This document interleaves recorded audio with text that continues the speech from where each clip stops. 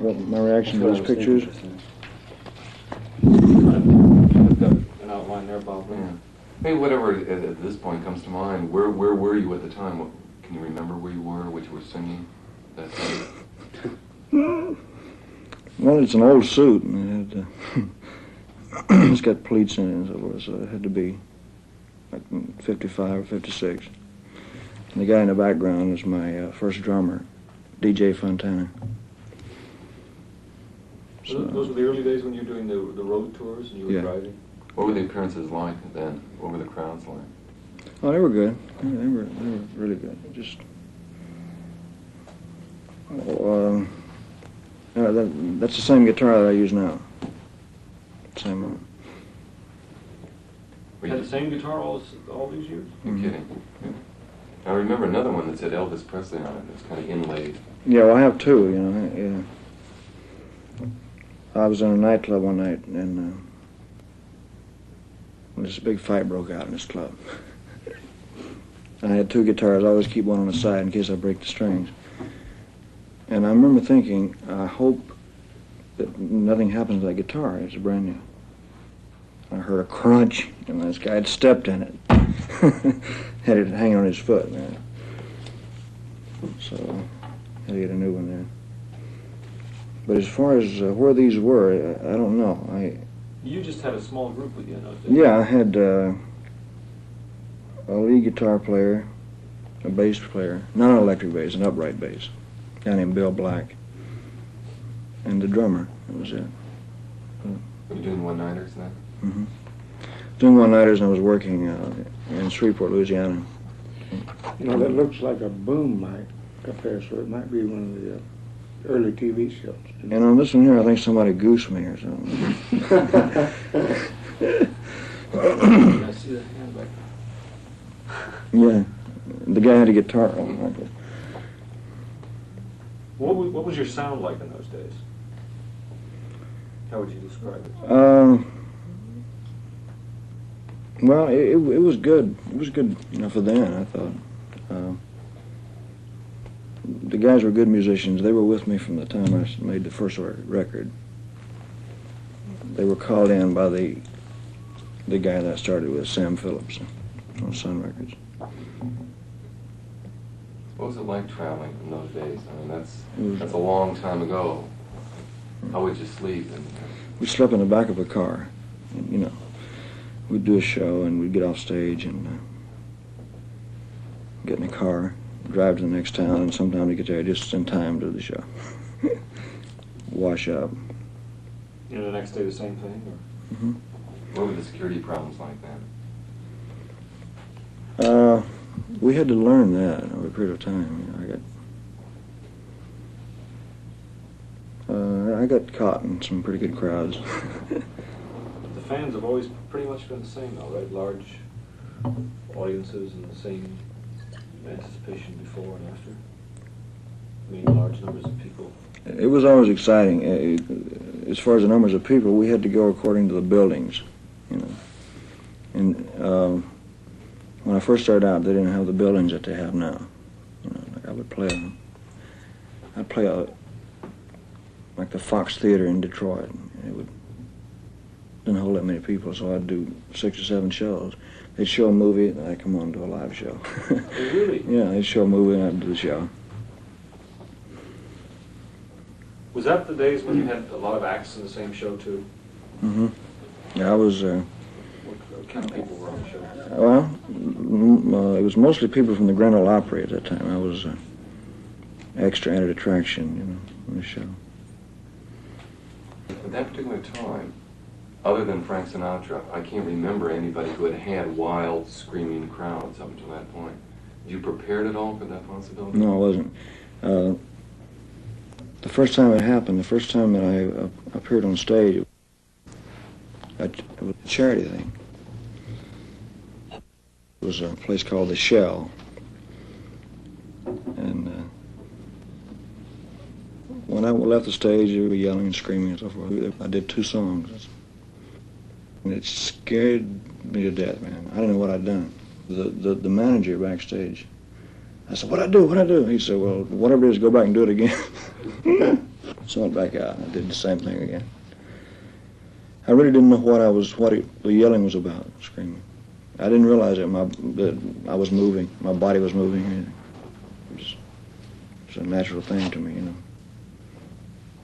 It was not a conscious thing at all. No, I wasn't even aware. It was just the rhythm. And the guy that played bass for me he could slap the bass, a double leg, you know. It was really a wild sound. It was like a jungle drums or something, you know, that nature. So we enjoyed it, you know. We enjoyed it on stage, but it was very wild. And we had to. Where's this? I don't know where that is. It's outside. Seattle. Seattle. In Seattle. Mhm. We did a lot of outside concerts, but one of the bad things about outside is you lose your sound. Sound goes up. Well, I guess in those days, the only big places that to hold that number of people were outside, right? Football stadiums and baseball stadiums, things like that. But you never knew what to expect, huh? No. Like, how would you, we know what the security is like now and how you arrive in a big arena. How would you come in those days? Now you've been through an experience of having been scared by the reaction.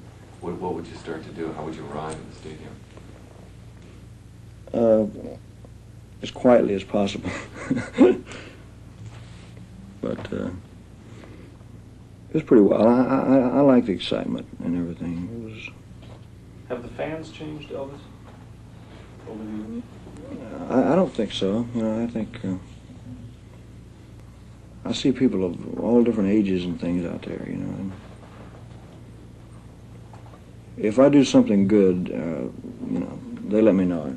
If I don't, they let me know that. Like, for a while, it was a theory that anything I did would sell and so forth. Well, I knew that was not true. It's according to the material. You got to have good material. So Whether it's a song, a script, or whatever, it's got to be good. Or Time just wrote an article on the Rolling Stones, and in the article they said only Elvis Presley, except for maybe Jagger, has that ability to play a crowd like a giant instrument panel, to tune them up and to tune them down. And we saw it on the tour. in other words, you work the audience. yeah, How does that happen? well, it's just it's a give and take proposition in that they give me back the inspiration and you know. Kind of a circular thing. Sure. You give them something. Sure. I work absolutely to them, whether it's 6 or 6,000, it doesn't really matter. It's just they bring it out of me, the inspiration, the ham. If you go out there some night, Sure. let's say you're in 4 or 5 tunes, and it just isn't coming back from the audience, what do you do? I change the songs around. I'll go back and stay up all night, working on it, you know, worrying about it. I'll find out what it is. It's not getting off the ground, you know, the first 4 or 5 numbers. Because that's very important, you know. Do you ever play to one particular person in the audience? Do you ever single out, say, a girl that's on the side of the stage? Play to her? That's difficult because of the lighting. So dark. I can't hardly see them, you know. I can see them, but not in detail, you know. And count the flash bulbs. I will play off of an isolated incident, say if somebody's really jumping up and down or yelling or enjoying it or whatever.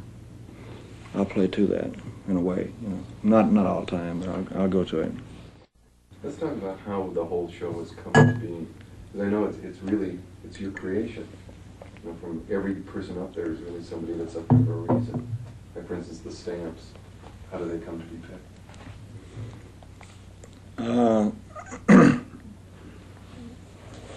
I just want a male gospel quartet on stage with me for background. So I simply find out who's doing the best at that particular time. And some of the best voices in the world are in that type of music, but you don't hear about them that much. So I had known J.D. Sumner from the time he started to work for this group called the Blackwood Brothers in Memphis. And a group that worked for me called the Imperials had a contract with somebody else. And when they left, I had to replace them, and so we called J.D. Sumner, and he told us about the Stamps, you know. It was a new group that just put together. The name of the Stamps has been around for years, but the groups have changed. And this was a new group that had just been put together. So they sent me some records of these guys, and I picked them on that basis. And the same with the girls singers. They had backed Aretha Franklin and a lot of other people. Why was it important for us to have a male gospel group as part of the act? How did that fit in? In other words, was there a certain feeling you were going after for your whole show? Yeah. I think one time. That plus, excuse me, Jerry, that plus, I wanted musicians that could play any type of music.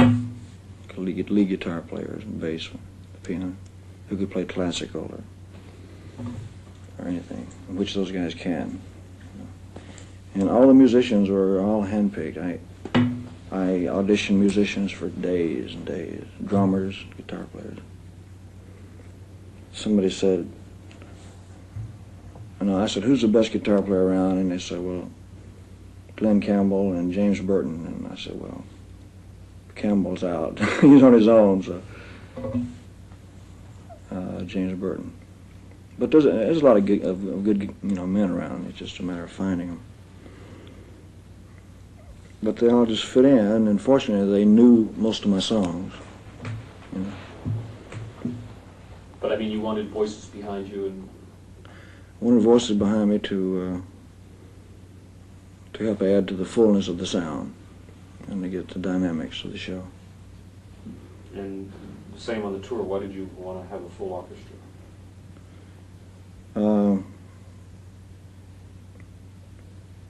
Because of the places being so big and everything, I wanted to fill the room up with sound as much as I could, with music. And a lot of records have been orchestrated. You mean like on arrangements like Bridge Over Troubled Water and American Trilogy? Yeah, you've got to have that bigness there. You've got to have the dynamics of sound. And I enjoy it. People wonder how I do it night after night or something. I really like it. I'm perfectly at home out there. I may lose 4 or 5 pounds a show easily, but I don't mind it. I've been doing it ever since I've been in this business. And how do the one-night stands feel? I mean, from city to city to city. Oh, that's exciting. Just traveling around and going to the shows and checking it So a piece of and having them say, "Oh, I knew you from 50 years ago," and I wasn't around 50 years ago. Remember that piece of film that we saw today? What was it, 1968 or something like It's from the top 10 outstanding young Americans. 10 Outstanding Young Men Awards. Oh, Remember what you said? the JCs there? Very short. I was so nervous. And you made a speech then, right? Yeah, it's a different ball game when you're going out to sing and you're going out to make a speech. And I had nothing prepared. I was going to go out and just ad-lib it. But when I first started talking, my voice was so high. I sounded like somebody else, It was way up here in this registry. God.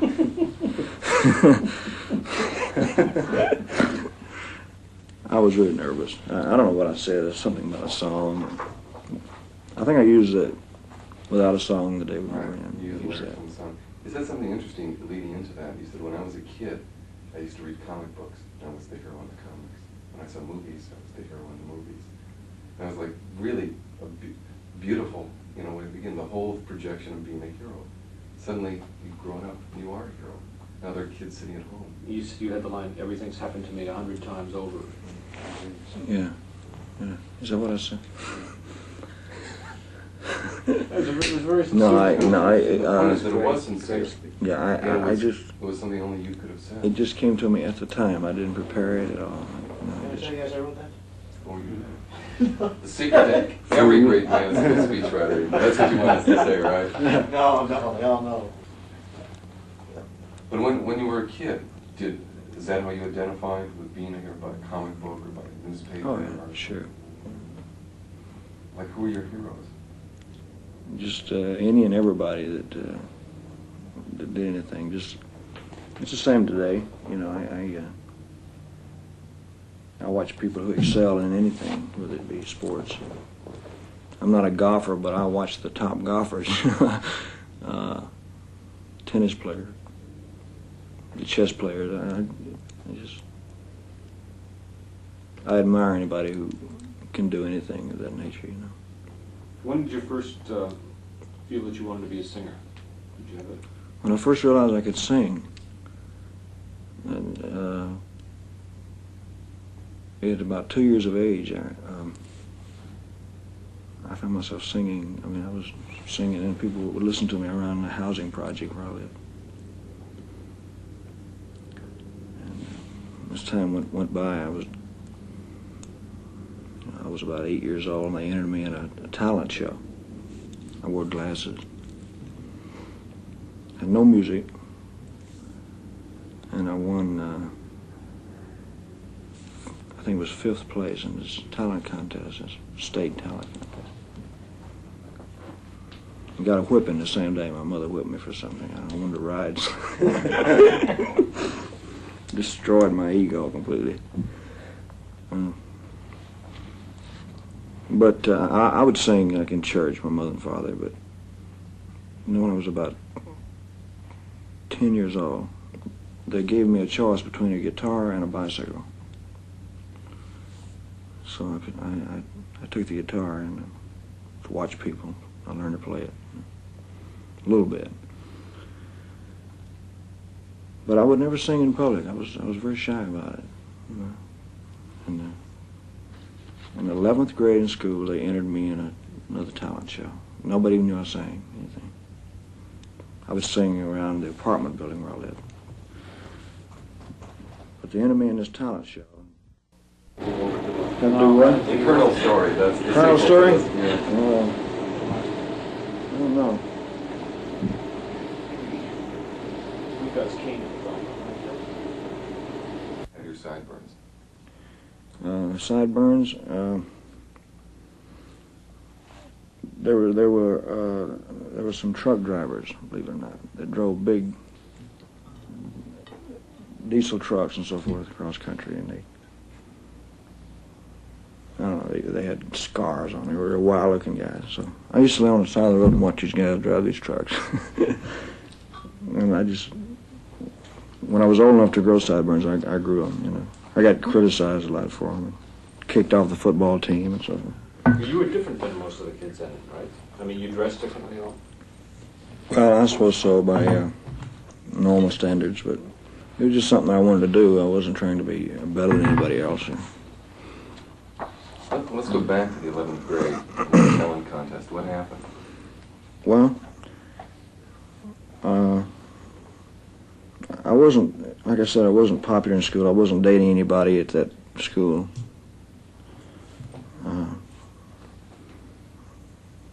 I failed music.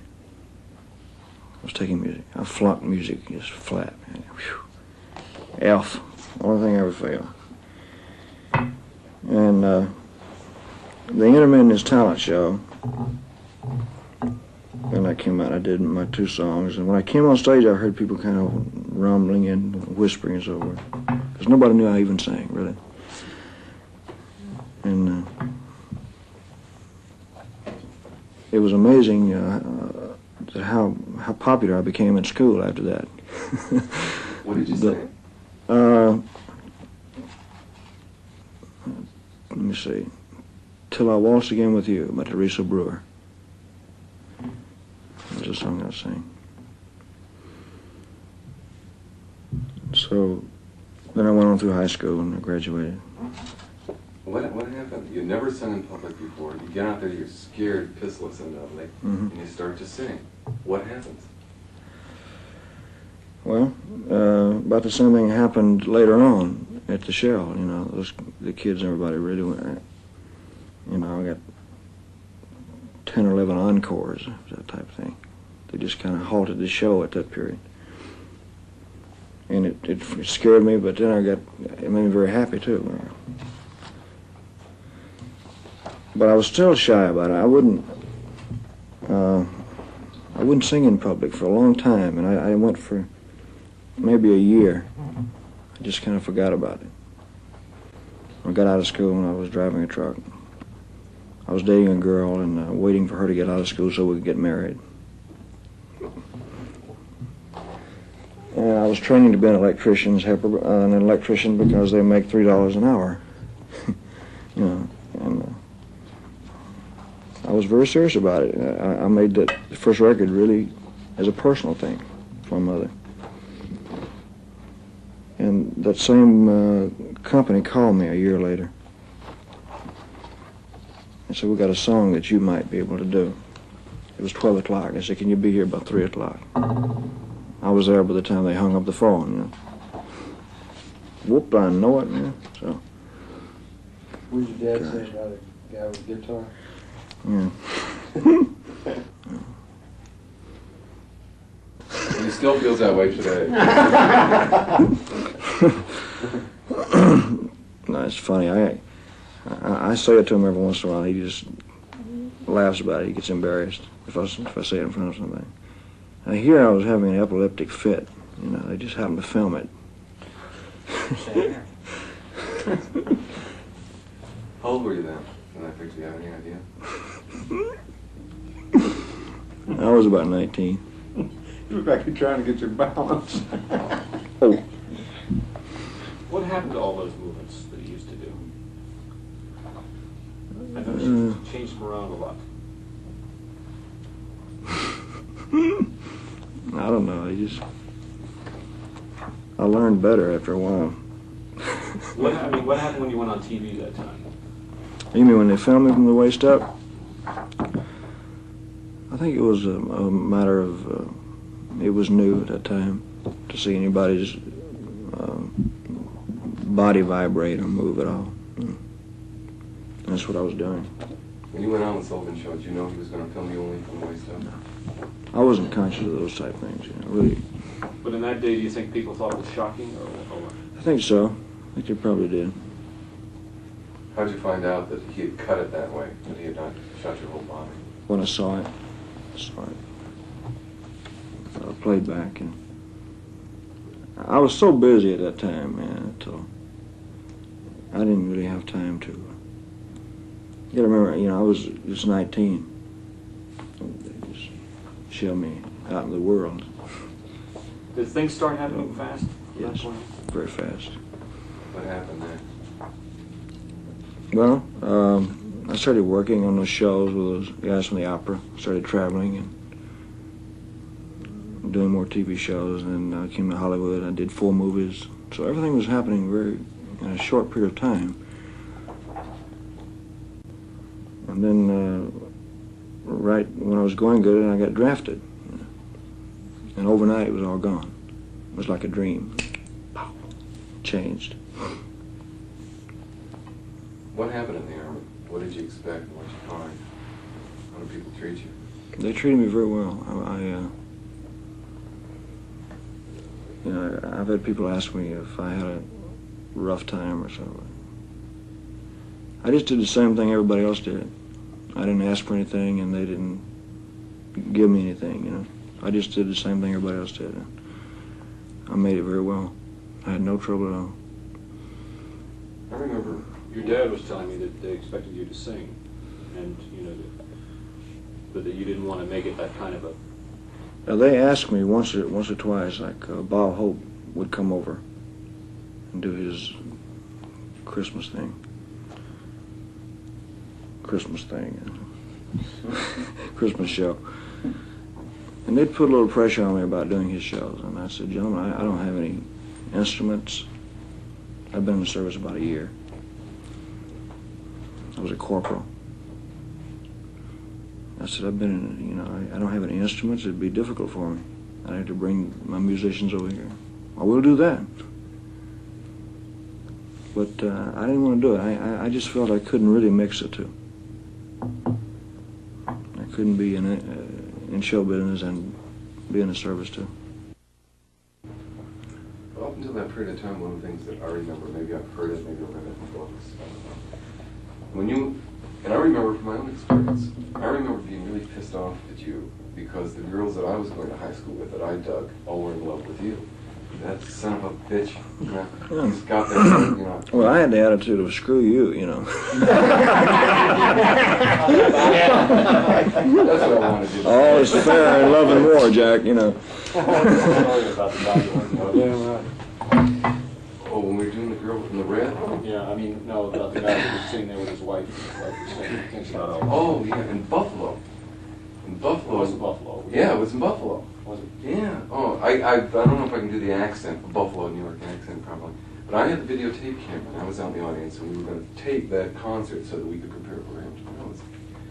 And the lady, there's two couples sitting there in their mid-30s or something like that. And the lady is saying, "Oh, I'd give anything if I could just get up and touch him, or maybe he'll kiss me." And he said, "You ain't going up on that stage. You get out of the seat. We through." You know, and she says, "Oh, if he just, I mean, if I could run up there and just kiss him, it would be just..." And he said, "Myrtle," he said, "you get out of this seat and you find yourself another husband. You touch that son of a bitch and we're through." And I said, "Why am I not filming this?" It was beautiful, and they were sitting right behind me. And she got, like the rest of the night, they didn't talk, and he sat there like this all night. He wasn't about to get into the concert at all. Yeah, that's funny. No, I found, you know, through the years that most of the guys are pretty understandable about it, you know. But you had gotten into some open hostility. Somebody had punched you or something. Yeah, I had a few instances like that. Like somebody woke up and asked me for an autograph, take a swing at me.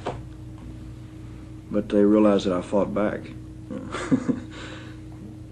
know. And I didn't have any trouble like that from the time I got out of the service on. It was just those first few years I had to watch for it, you know. Maybe one of the things the Army did is it made you aware of the fact that you could just be accepted as a human being, as just another guy. Well, that's exactly what they did, you know. And we were under wartime conditions in Germany, and I was in a tank corps, so we were up on the Russian zone most of the time, just on patrol. And the weather was bad. It was 10 degrees below zero. And I tried to keep my morale up and keep going, keep busy. Were you surprised the fact that suddenly you were just being accepted as another human being? I was pleased with it. You know. The first few days, the guys just watched me, kind of watched me to see what I was doing, what I was going to do. When they saw I was doing the same thing that they were, just tried to come around and talk to me and ask me questions about what was it like to make a movie, stuff like that. I found myself in Germany, guys would get letters from home. You know, the girl had gone with another guy. They'd come wake me up in the middle of the night. Say, ask me about it. Ask me to read the letter. I found myself advising these guys what to do. I had a girlfriend too that was ding-a-ling, man. She ran off with somebody else. But I didn't say anything about my own situation. I just kept it quiet. You had already made movies then, I had 4 movies. Yeah. I didn't realize that. Yeah. A lot of them, short amount of time. Yeah. Love Me Tender, Loving You, Jailhouse Rock, and King Creole. Now you grow up looking at movies, and you know wherever you happen to go to movies, you see these heroes up on the screen. Suddenly you're going to Hollywood. You're going to get to be one of them. What happened when you came to Hollywood? Well, by that time, I wasn't thinking along those lines. I didn't associate myself as being that. I was busy with a script. I had to memorize a script. It changed a lot of those things. It was a lot of work. Yeah, it was work. It was a job, you know. I had to be there at a certain time in the morning and work a certain amount of hours, and that's exactly how I treated it. So And so I was more concerned about if the picture's any good or if I was any good, and it, you know. There were a lot of action movies. There were always, when you were driving a car or you were Yeah. doing something else. You know, a lot of people, there's like 32 movies that have gone, you know, through it one way or another. A lot of people say, I've heard say, oh, he doesn't give a shit, you know, about his movies. He makes all those movies and they just kind of grind them out. I think I've heard the same criticism. You know, I remember we were talking about Robert Hilbert. Like he did, I don't know what he was looking at, but he says, Elvis, we know different. That's one of the things we want to accomplish in this film. Mm-hmm. He really cares about what he goes on stage. He really cares about the movies, good or bad. The point is that you care about those films. You care if they're not good. Yeah, I cared so much until I became physically ill. I would become violently ill. You know. I'd get a temperature or something would happen to me. What would concern you at the time about the film? What would make you ill? The fact that I didn't, at a certain stage, I had no say-so in it.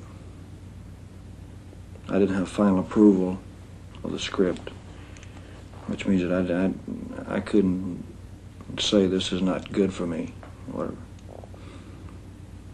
In other words, they just used you. They did anything they wanted to do. It was that type. It was more or less that type of thing. I don't think anybody was consciously trying to harm me. It was just Hollywood's image of me was wrong, and I knew it, and I couldn't say anything about it. I couldn't do anything about it. I'd be writing to production. I was doing a lot of pictures close together, and the pictures got very similar. A lot of them got very similar, and they, you know, if something was successful, I'd try to recreate it the next time around. So I'd read the first 4 or 5 pages, and I knew that it was just a different name with 12 new songs in it. The songs were mediocre in most cases. You can't get a good song. So that's what might have made it seem like the indifference, you know. But I was never indifferent. I was so concerned until that's all I talked about. It worried me sick, you know. So I had to change it, which I did. You know, I had to change it around.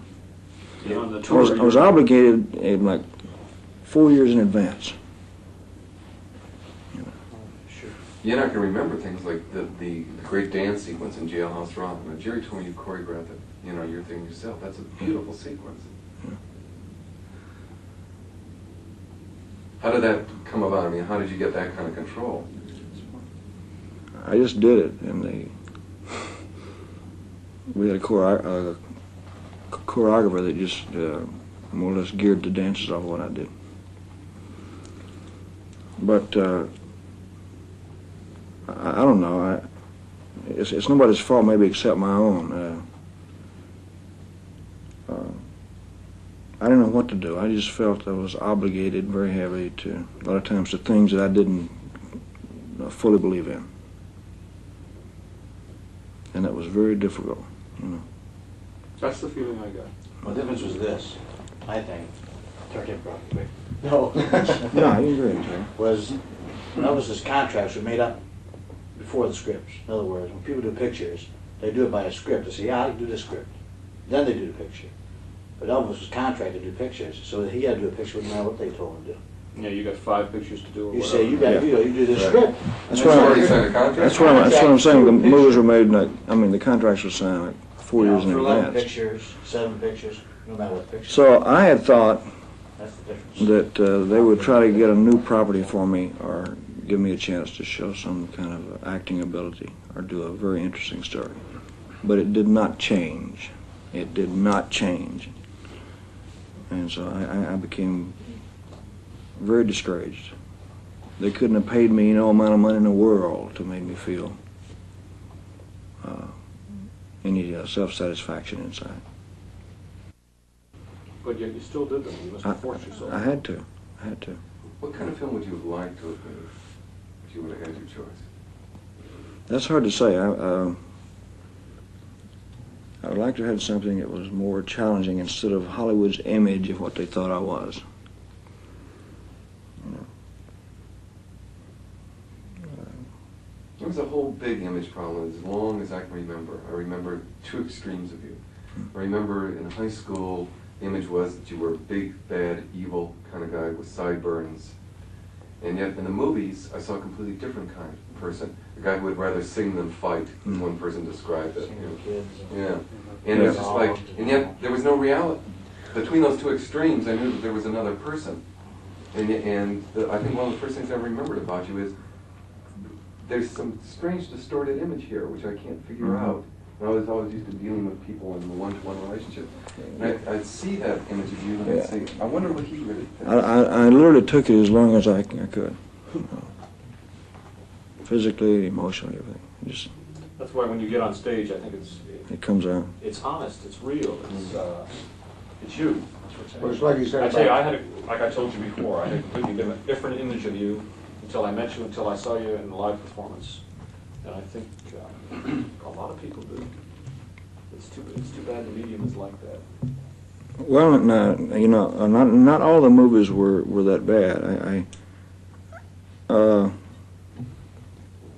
In between, I would do something that was entertaining to people, just a pure entertainment nature. So, like Tickle Me or something like that, I would do. And they work well on television. A lot of people still watch it. Sure. My sister. But it got to be a thing also of 10 to 12 songs in a movie. It was very difficult to get good material, and I know good material when I hear it. See. Songs had to fit situations, and I had to gear down to that particular thing, like sing to a dog. It's hard to see a situation on a record. Remember this, on the Steve Allen show, they had you singing to a hound dog. Yeah. It was probably a good film. Yeah, that was Steve Allen's humor, and Actually, Steve, to me it was about as funny as a crutch. Again, I had to do that. actually, we'll be sure. There you go. He's been one of the few people who've been really very helpful to us. We've sent him a letter and said we'd like to get a tape of an early Elvis TV show. And we've been jerked around by it, Sullivan. And Alan wrote a letter right away, said, yes, I'd be happy to help, Yeah. whatever. And he sent one over this afternoon. We haven't looked at it yet. Well, he was all right. But he's a kind of a strange cornball. Now my voice is on that tape too. Right. What about some of the people that travel around with you, your friends? Tell us a little bit about them. Oh, I could tell you a lot about them, but he was ruining them all. Oh, Sue. No, all right. I have to have people to work for me that handle the things of a personal nature. Okay, personal travel, wardrobe, details, personal relations or public relations. I have to have people like that. And it's mostly people that I've known for years. And they know that they are representing me. So. People that you trust, then. Yeah. And. So when you go on a tour, what do they do? Well, they're all pretty well skilled in what they're doing. It's very important. The costume, the wardrobe has to be there. Has to be in good shape. So there are people assigned to that. The security is all very well planned out in advance. And I have to have people with me for security. And to make sure that I get to the building on time and get inside.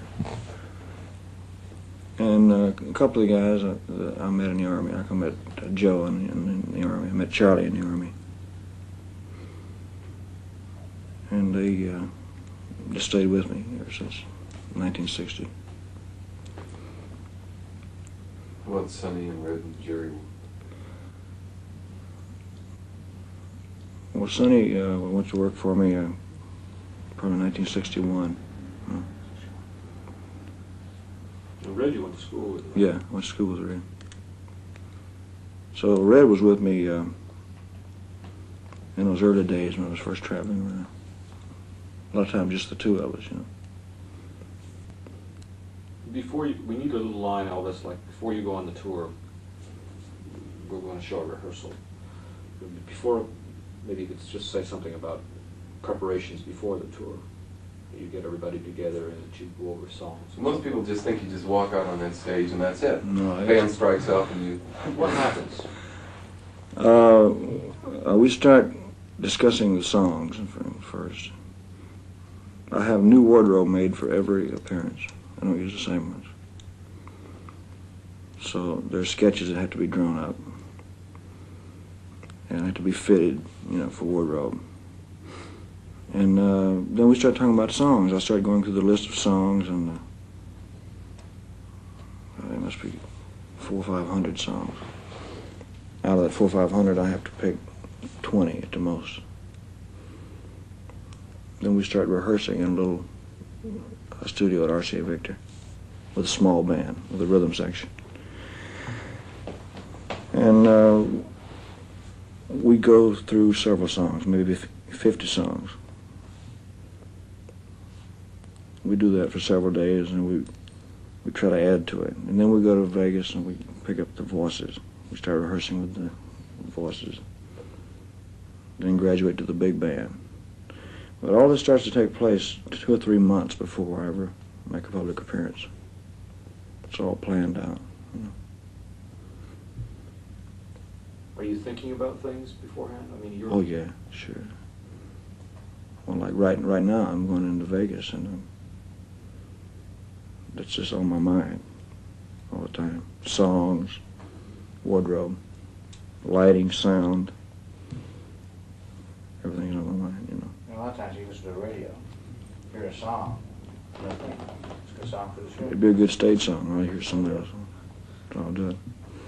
I noticed though that every time you do a song, you do it a certain way. I mean, you do it, you put your own stamp on it. Somehow it takes on a whole different feeling. Well, that's just me, I guess. I just do the song the way that I feel it, I asked Jerry about how you had happened to pick American Trilogy. He told me that you had heard Mickey Newbury do it. Mhm. I know Mickey had worked with him a few years ago. And Chris Christopherson together. I just thought it was a very good idea, all I did was just to take it and make the sound and expound on it, What was incredible to me is until it dawned on me, because we're working on the stage and we have a headset on, and things are just happening. You don't really listen to the music. You're too concerned about Yeah. camera angles and stuff. That here in American Trilogy, in the South, and I first dawned on me in Richmond, you've got a Union song, you've got basically a black spiritual, and of course you've got a rebel song. And yet that audience is responding from the very first note, and they're taking it all in as their music. And yet, in reality, only one of the songs is really, really theirs. Yeah. Did you ever think about how they might or might not react to that? I didn't think about it until I did it on stage. There's one guy one night that had sat through my entire performance on the front stage, the front table, and he had on a cowboy hat. He sat through the entire show, man. There was no reaction much at all. So I started in a Dixie. He stood up and put his hat over his heart. That was it. He sat back down. So just a few funny things would happen. I'd do the song in certain areas and he'd stand up. I'd start doing the other song, he'd sit back down. It's a powerful song, and it gets a good reaction. But I've had a lot of good reaction with it. When's the first time you ever did it? Did you do it in the South? Do you remember where you did it? No, I did it in Vegas. It's Vegas, yeah. Last night, Vegas. We broke it out. Then we go to break. Yeah, I think so. It's, Okay. it's a little warm in here. Yeah.